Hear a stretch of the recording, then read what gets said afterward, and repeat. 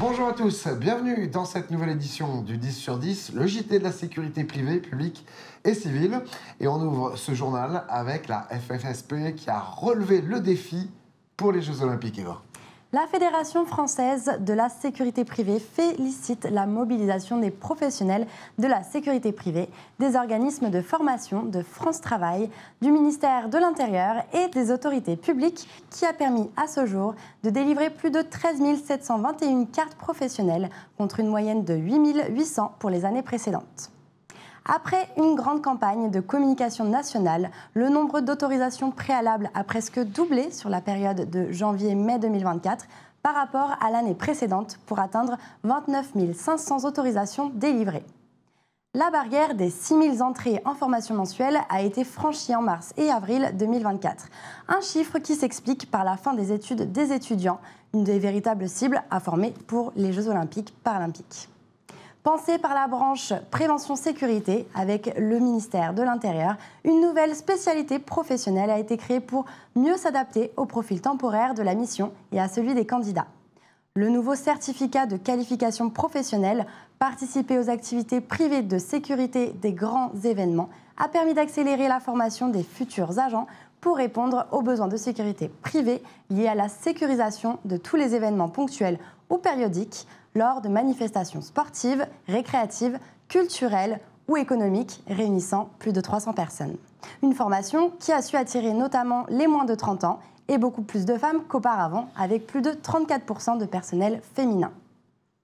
Partenariat MBA EOGN et Club des femmes de la sécurité. Oui, Eva, la gendarmerie compte de nouvelles troupes dans ses rangs. Le MBA EOGN a signé un nouveau partenariat avec le Club des femmes de la sécurité, une association créée en 2015 en partenariat avec Anitech. Et cette collaboration a pour objectif de valoriser la filière. Et l'objectif du MBA EOGN est de promouvoir cette formation auprès de femmes dans le secteur de la sécurité humaine, mais aussi électronique. Pour ces deux acteurs de la sécurité, eh bien, ce partenariat devrait permettre de faciliter des échanges enrichissants entre les membres du club et les auditeurs afin de promouvoir des idées innovantes et des solutions avant-gardistes dans ces domaines. Nouveau partenariat donc pour l'EOGN qui s'ajoute à celui avec l'Agora des directeurs sécurité. Et on passe dans une nouvelle ère chez Securitas. Securitas France a révélé courant juin son nouveau plan stratégique jusqu'à 2026. Frank Lambright, nouveau président de Securitas France, a annoncé une nouvelle réorganisation en 3 zones géographiques, Ouest, Est et Île-de-France. Une répartition en 5 régions sous la responsabilité des directeurs régionaux a également été réalisée. Cela accompagné d'une politique placée sur l'innovation, la digitalisation, mais aussi la réorganisation, avec pour ambition de devenir le partenaire privilégié en solutions de sécurité. Byblos Group et le club de basket féminin LDLC Asvel unis pour l'insertion des femmes dans la sécurité. Oui, Byblos Group, expert en sécurité engagé dans l'intronisation des femmes dans le secteur, a décidé d'unir ses forces avec ce club de LDLC Asvel féminin en se lançant dans une nouvelle formation professionnelle dédiée au métier de la sécurité destinée aux femmes. Avec un taux de féminisation de seulement 15% dans le secteur, eh bien, cette initiative a pour objectif de faire évoluer rapidement ce pourcentage. Cette formation permet de délivrer le titre à finalité professionnelle d'agent de prévention et de sécurité et d'obtenir du CNAPS une carte professionnelle d'agent de prévention et de sécurité. Les stagiaires ont eu la possibilité d'appliquer ces notions au contact des joueuses professionnelles de l'Asvel féminin lors d'une immersion au cœur d'un match. On va parler de la sortie d'un guide, celui de la sensibilisation à la menace informationnelle. Viginum publie un guide de sensibilisation dans le but d'adopter les bonnes pratiques pour sensibiliser les acteurs économiques associés au JO face à la menace informationnelle. Ce service technique et opérationnel de l'État, chargé de la vigilance et de la protection contre les ingérences numériques étrangères, prévient qu'il faudra être sur ses gardes face aux acteurs étrangers malveillants désireux d'affecter les intérêts économiques entourant des événements, notamment les Jeux Olympiques, suivis par plus de 4 milliards de personnes. Ce guide présente les 3 principaux risques de menace. Le raid numérique, par exemple l'amplification d'un bad buzz autour d'une polémique, l'incitation à conduire des actions dans le champ physique, comme l'appel à manifester ou à dégrader des locaux d'entreprises ciblés comme une propagande, et l'usurpation d'identité, pour par exemple véhiculer de fausses identités. Des menaces informelles pouvant amener à des risques réputationnels, économiques et ou sécuritaires. L'important pour une organisation est donc de sensibiliser, d'anticiper et de se préparer, tandis que le collaborateur devra vérifier la source de l'information, signaler les contenus frauduleux, ne pas relayer une fausse information ni y répondre.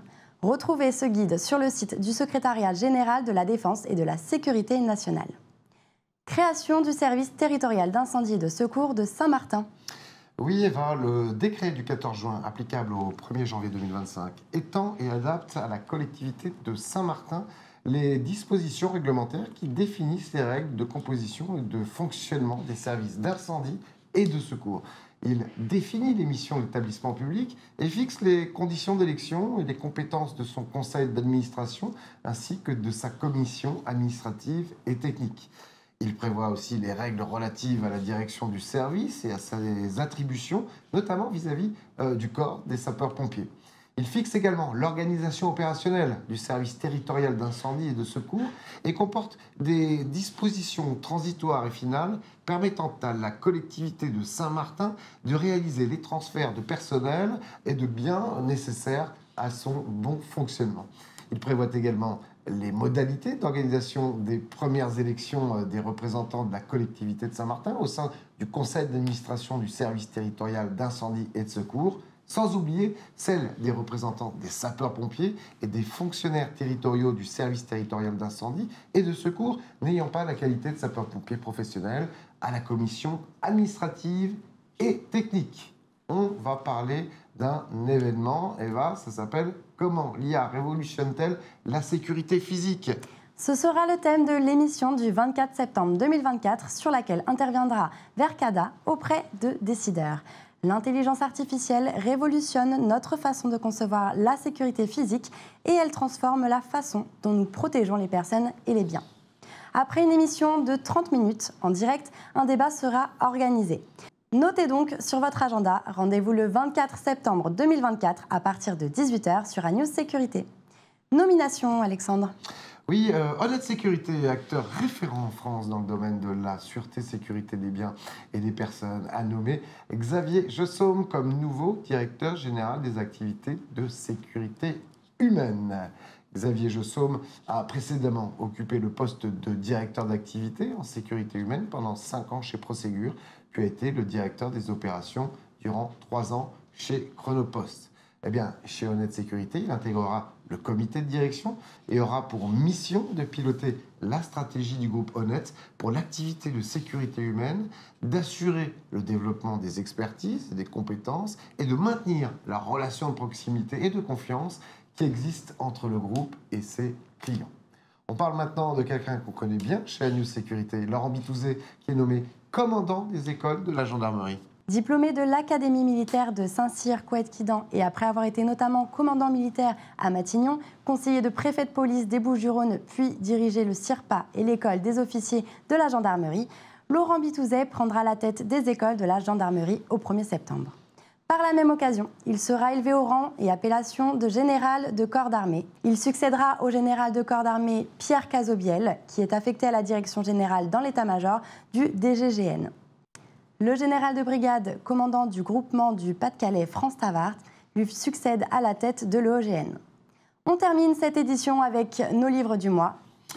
Et on débute avec le 36 au temps de Maigret. C'était il y a 90 ans. Le commissaire Maigret prenait sa retraite. Georges Simenon allait en effet clore le dernier tome de sa saga littéraire à succès en 1934.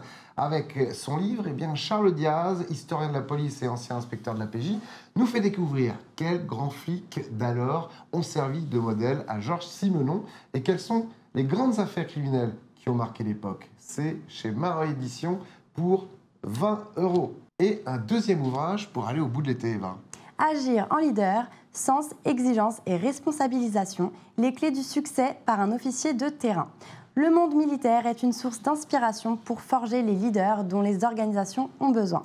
Le général Franck Nicole, qui a connu de multiples responsabilités opérationnelles, propose dans ce livre ses conseils et partage ses expériences pour manager dans la complexité. C'est aux éditions Vuibert, 24 €. Merci Eva. Merci Alexandre. C'est la fin de ce 10 sur 10. Toutes nos émissions et reportages sont à découvrir sur notre plateforme. Rappelez-vous de vous abonner gratuitement à notre newsletter sur le site pour recevoir l'info de la sécurité du lundi au vendredi. Et puis pour vos dossiers de presse, eh bien, c'est envoyé sur cette adresse. Voilà. Merci à notre journaliste Baptiste Vinas à la préparation de ce JT. Merci à vous, bien évidemment, de nous avoir suivis. Rendez-vous début septembre pour faire le tour de l'actu d'un été qui risque d'être chargé. On souhaite bon courage aux forces de sécurité privée, publique et civile. Belles vacances à tous et surtout, prenez soin de vous. Ciao. Belles vacances, Eva. Belles vacances.